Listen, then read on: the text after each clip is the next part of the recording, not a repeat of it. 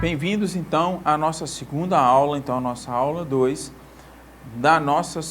do nosso curso 2 do módulo 4, né? Continuando então na nossa temática, tratando aqui aliás da nossa temática de lei orçamentária, né? De orçamento, a gente vai continuar então falando sobre essa parte, a temática de história e contexto, né? A gente já falou um pouquinho aí da evolução da regra orçamentária no nosso país, trouxe aí, né, as leis que trouxeram maiores evoluções, inclusive a de 64, e agora a gente vem dando continuidade, principalmente a esse regramento de 64, trazer aí os problemas que ela veio, que apesar de ser uma lei que evoluiu bastante, ela ainda ficou tímida, né, foi muito tímida em certos pontos, como por exemplo, foco raso na classificação e estrutura do orçamento.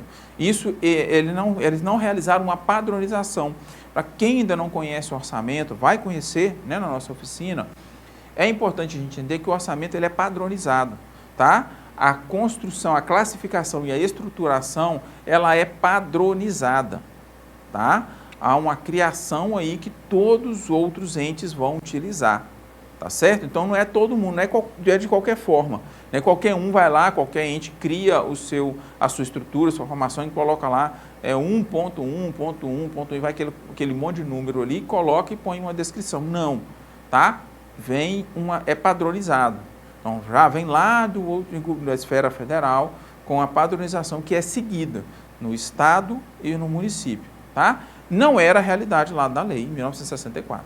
Né? Infelizmente, ela foi muito rasa nisso, apesar de trazer essa lógica, né, de mesma estrutura para União, Estado e município, enquanto na lógica da classificação e da estruturação, não. Ela foi muito rasa, não trouxe algo que era tão vinculante e era muito frágil.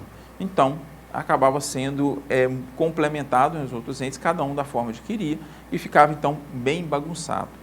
Tá? Por que ele é padronizado, gente, hoje? Para que se eu queira consultar no Estado, no município, na União, a fonte de recurso da política voltada à criança e adolescente, eu não preciso ficar, sabendo a sua estruturação, o seu código, né, a sua fonte, que a gente fala que é a sua fonte, eu posso ir tanto no orçamento do meu município, quanto no orçamento do Estado, quanto no orçamento da União, e procurar direto essa fonte.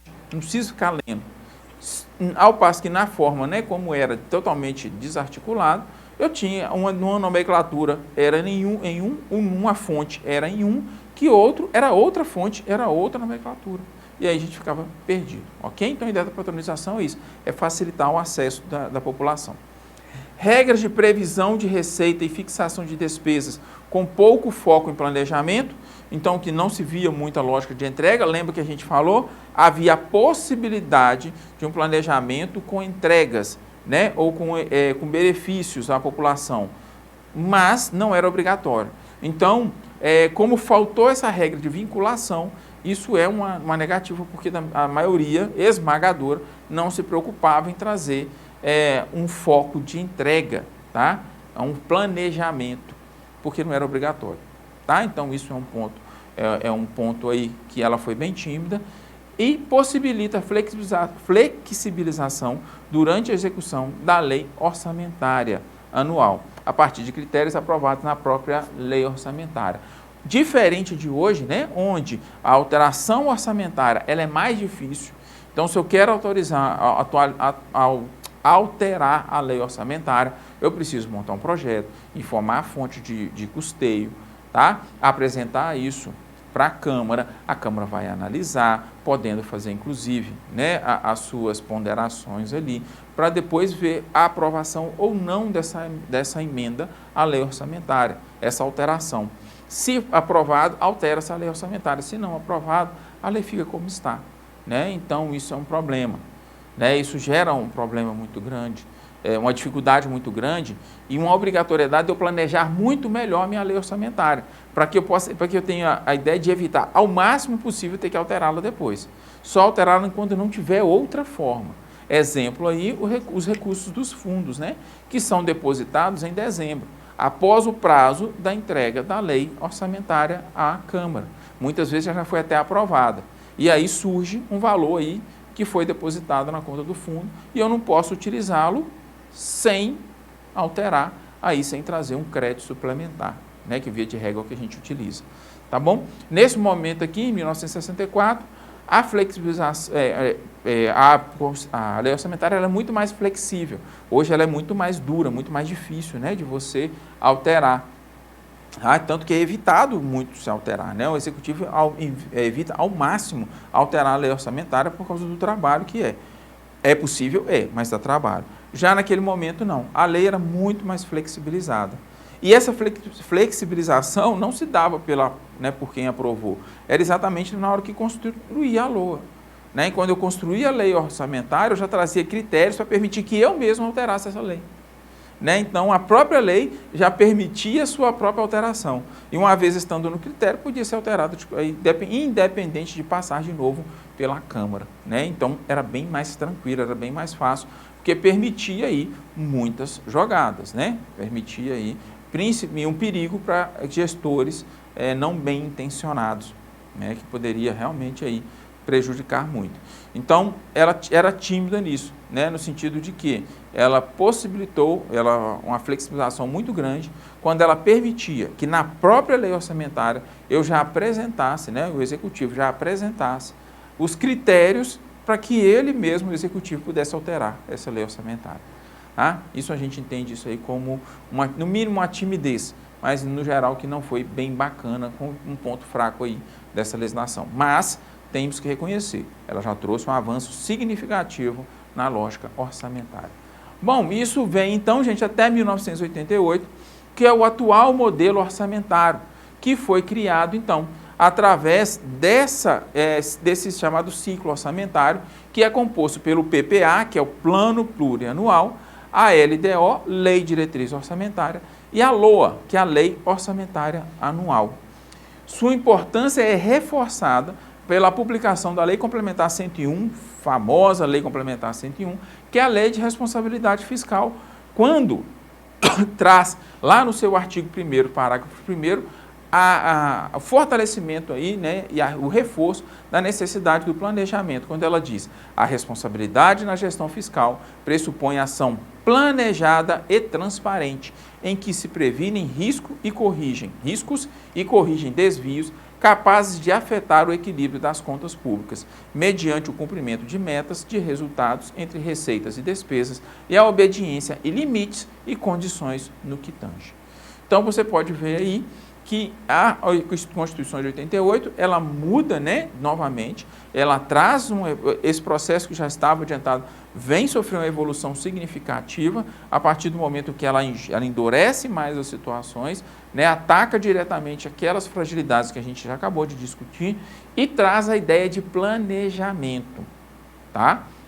Uma ideia de que tem que ser planejado, que vem a ser reforçado lá na frente, anos depois, com a Lei de Responsabilidade Fiscal, quando ela trata aqui da necessidade do planejamento. Então, atualmente, a partir então da Constituição e da Lei de Responsabilidade Fiscal, o contexto atual no que tange a lei orçamentária é o seguinte: nós temos o orçamento, que é a lei orçamentária anual, baseada em um planejamento estabelecido anteriormente, através do plano plurianual, e em um planejamento fiscal, que é feito através da Lei de Diretrizes Orçamentárias, ou LDO.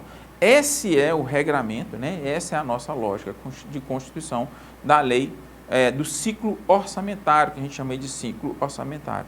Eu preciso ter um plano plurianual que vai planejar a longo prazo, e aí a gente já muda, né, o plano plurianual aqui para 4 anos, não mais 3, entendendo aí que ele começa no primeiro ano, ele é apresentado, né, no primeiro ano do atual mandatário, de governo do atual mandatário, e começa a valer no seu segundo ano. E vai automaticamente, né, valer até o primeiro ano, até o final do primeiro ano de mandato do próximo mandatário.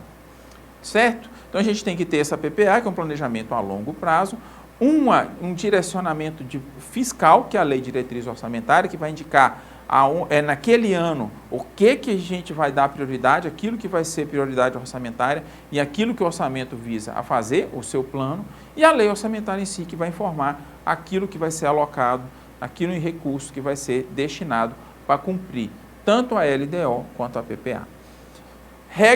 Traz então regras mais rígidas sobre o controle das destinações e fontes de recursos, além do aumento em vinculações. Então a gente tem aí destinações mais vinculadas. Então eu não posso, por exemplo, utilizar um recurso que vem de cofinanciamento da política de assistência social para financiar ações de saúde. Por quê? Estão vinculadas, né? Eu tenho que vincular isso aí. Eu tenho que garantir que isso efetivamente vai ser utilizado naquilo que precisa ser utilizado. Tá? Então a gente tem olha aí que vai ficando cada vez mais apertado. Né? A lógica orçamentária vai trazendo aí mais arroxo, mais aperto, para que seja realizado da forma mais correta possível. E traz uma fiscalização pelos tribunais de contas. Tá? E hoje, inclusive, em meio eletrônico ou informatizado. Certo? O que traz aí já uma evolução significativa.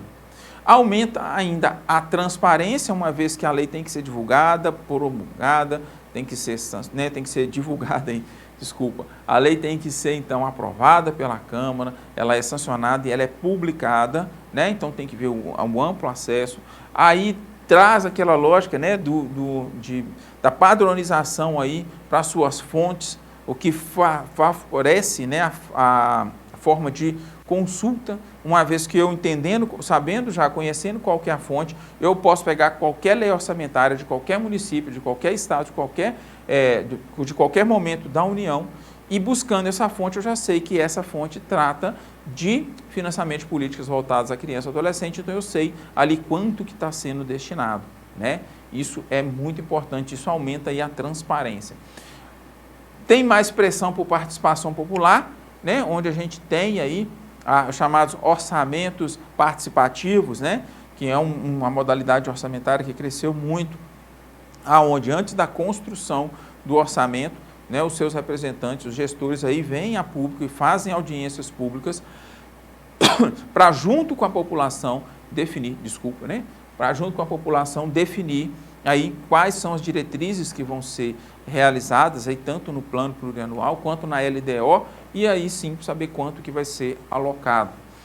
E ainda traz um planejamento voltado a resultados, com metas objetivas e indicadores. Então, os orçamentos hoje têm que ter um planejamento, né? Eu tenho que planejar onde eu vou chegar daqui a 4 anos e aonde eu vou aqui nesse próximo ano realizar. O que eu vou realizar no próximo ano? Disso que eu planejei daqui 4 anos, o que nesse ano eu já vou realizar?